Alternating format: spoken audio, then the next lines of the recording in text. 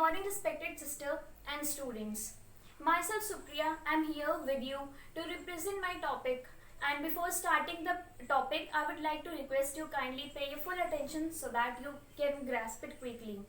Now, I would like to start my topic. So, it's a kind of instrument, or we can say it's a kind of aid that is used by the observer to observe the actions or behavior of student. It can be used in any kind of nursing procedure. It can be used in classroom to observe the behavior of student, to observe the behavior of teacher, or to observe the behavior of both the student and teacher. So moving towards the topic, my topic is observation checklist.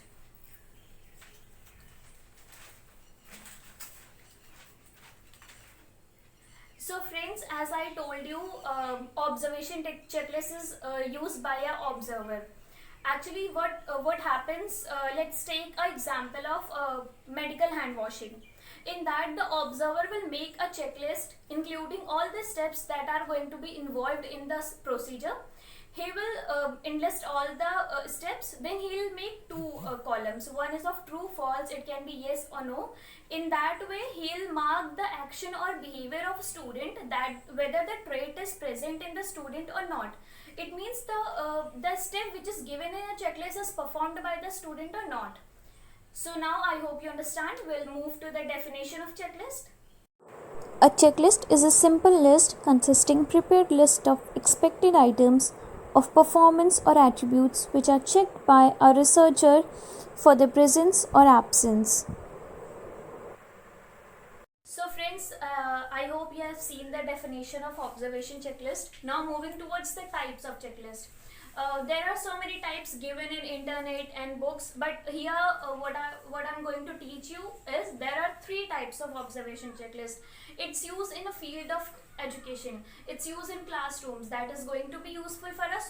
So I'll teach you only three types. So moving towards the type.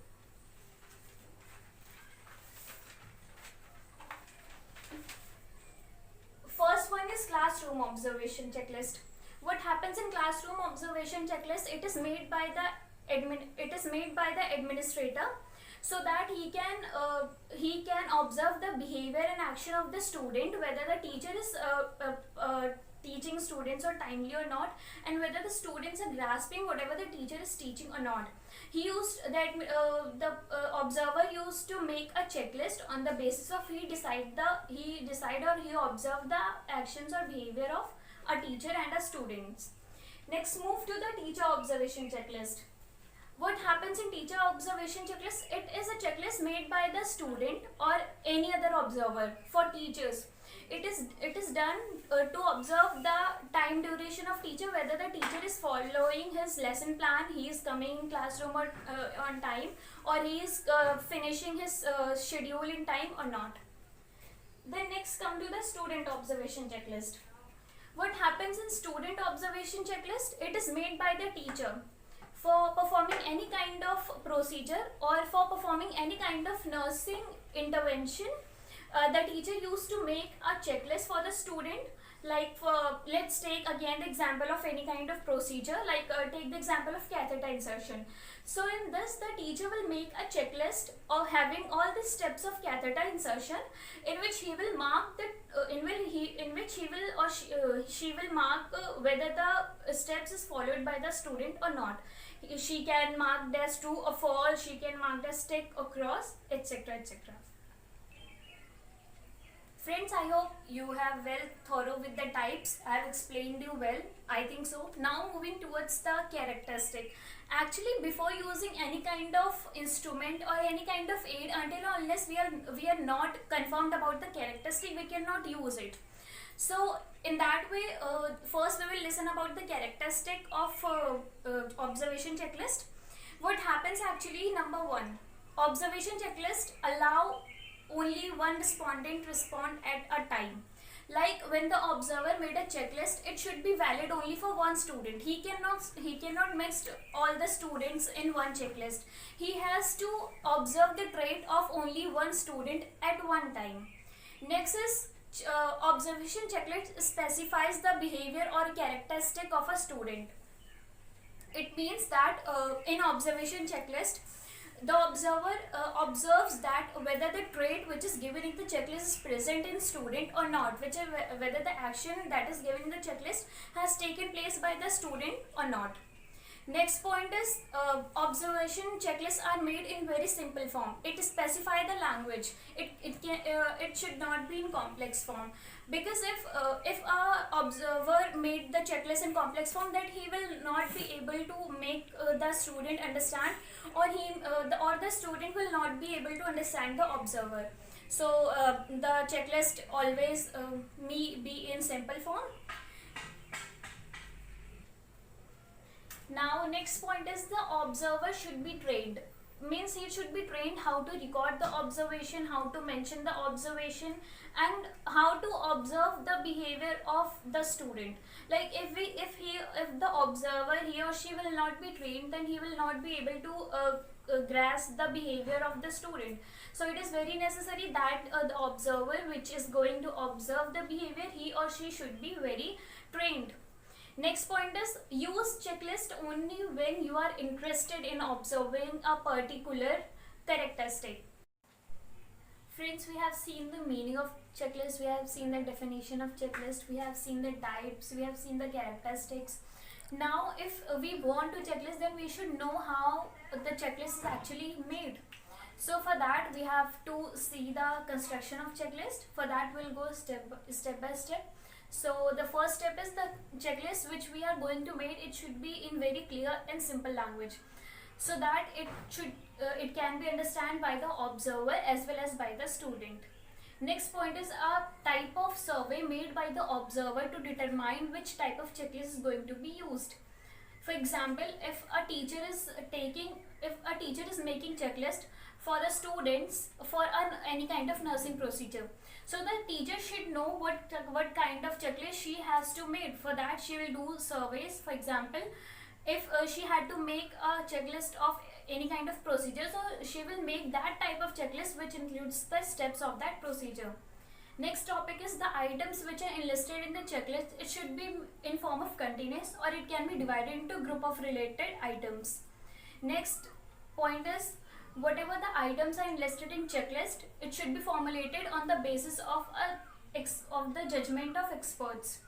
There will be a kind of expert who will be judging the list which are enlisted in the checklist is correct or not.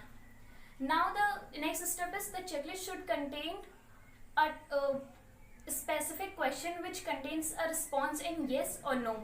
Means the checklist should contain that questions only which responses are only yes or no. Next, the checklist which is made by the observer, it should be free from any kind of errors. If the observer will made errors, then it will goes wrong for both the observer as well as for the students. No lifting statements or no negative statements should be used in the checklist. It's a very important point. So try to refuse or try to avoid the lifting and negative statements. Next point is review the checklist independently. Means whatever the checklist you have made, just go through from the starting to the end, that whatever points you have enlisted in the checklist is correct or not. Next, the checklist must contain the quality of completeness and comprehensiveness. It means the checklist which you are going to make, it should be complete. It should be contain all the items which should be enlisted in a topic, so that the student can also understand it quickly, and the observer which is going to observe the student, it will go easy for him also. For example, if a teacher is making checklist of hand washing procedure, for that she should enlist all the items which are included in a hand washing procedure. She should include all the steps which from washing hands till the step 1, which is washing hands, till the last step. She should contain all the steps in that checklist. That checklist will be known as complete checklist. She cannot left it uncompleted. So friends, as we have seen the construction of checklist, now we'll move to the advantages and disadvantages of checklist, because it's very necessary. If you are going to use any instrument, we have to know about the advantages and disadvantages of checklist, so that we can make it in use appropriately. Now moving towards the advantages of checklist.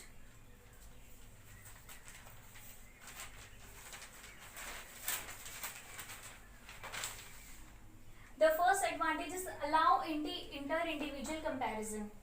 It means the checklist allows inter-individual comparison when the observer is making a checklist, so that he can differentiate between among the students of a classroom. For example, if a teacher is preparing any checklist of any kind of procedure, so she will be able to know which student has performed which steps, or the students has performed all the steps or not, so that she can differentiate or she can comparison in students. Next point is evaluating learning activities. So the checklist includes or evaluates learning activities. For example, as I have told you right now, that if a teacher is making any kind of checklist for the students for any kind of procedure, nursing procedure, so in that checklist the teacher will include all the items which should be listed in that procedure. So what happens next, actually, when the student will be performing in front of the teacher, so the student will be able to perform all the procedures step by step. So hence we can say that observation checklist evaluates learning activities. Now the next point is simple method to record observation. It means that when the observer is making a checklist to record the observation of any student, then actually what happens, it contains some points, so that the student or the observer can observe the behavior very easily. Simply he can mark tick or cross, and then he will know what kind of action the student is performing or not. So, and he will also know the trait, whether the trait which is given in the checklist, whether it is present in the student or not. Hence it is said that it is a simple method to record observation. Moving next, evaluating procedure book. So checklist also evaluates procedure book. It means, as I have already given lots of example of procedure checklist, so taking that example only, for example, if a teacher made a checklist of any kind of procedure, so that she or he will include all the items enlisted in that checklist. So hence we can say that checklist also evaluates procedure book. Next point is less errors. As I have said already that checklists are very easy and simple to make, hence it contains very less errors. It avoids the chances of errors. Actually what happens, it is the checklist made in the judgment of experts. So the experts verified that whether the content which is given in the checklist is verifiable or not. Hence it contains very less errors. Now we have seen the advantages of observation checklist. Now if there are advantages, of course it's obvious that there are also few disadvantages also. So let's have a look on the disadvantages of observation checklist.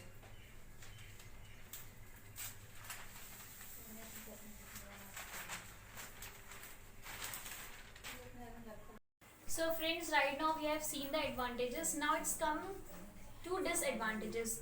If any kind of instrument is having advantages, then it's obvious that there are also some disadvantages also. So we'll go through the disadvantages point by point. The first point is time consuming. Yes, of course it's time consuming. For example, first the construction takes a lot of steps, lots of time. First it should be made by the observer, it should contain all the things which are going to be enlisted in the checklist, then it goes to the experts for the supervision, then it comes to the observation. So of course we can say that checklist takes a lot of time in construction also, and while observing also, it's each steps are given one by one, so the observer feels effort to observe the student. He has to go step by step, so it's take a lot of time. Next, move to the limited information. Yes, the observation checklist contains limited information. For example, if a teacher made any kind of checklist for a procedure to observe the student's behavior, so what happens in that, the checklist only contains the steps enlisted in that checklist, but the checklist did not actually explain the types of that procedure, the definition of that procedure, the limitation of that procedure, etc., etc. So we can say that the information contained in a checklist is very limited. It doesn't describe the whole procedure or the whole event. Next point is potential for bias. Of course, the checklist is potential for bias. For example, actually it's a handmade. It's made by the observer. So we can say that the observer may be partial or he may be biased. So it's very obvious that checklists are not actually going to be very true. It can be biased also. Moving next point, required diligence preparation. Of course, checklist takes a lot of time and it's take a lot of efforts for its preparation. For example, first we have to know the points of construction, then we make that checklist with lots of effort. It goes to the supervision and then it comes to the observer to observe. Hence it takes a lot of time, lot of efforts and a lot of preparation. So friends, now I have done with my topic, but before ending I would like to conclude it. We have seen, very first we have seen the meaning of checklist. As I have already told you, it's a kind of instrument made by the observer to observe the actions or behavior of the student. Next we move to the definition. I have shown you definitions also. Next we move to the characteristic, that the checklist only respond one individual at one time. It consists of very simple and clear language, and the observer which is going to observe the student, he or she should train to record the observation or to know how to observe the student. And it also specify the type of checklist which is made in that. Next we move to the construction of checklist. We have seen all the steps. So first the checklist should be in very simple language. A type of survey should be made to know which type of checklist is going to be used.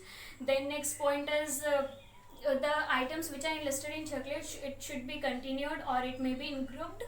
And then the items which are enlisted in the checklist should be made under the supervision of any expert.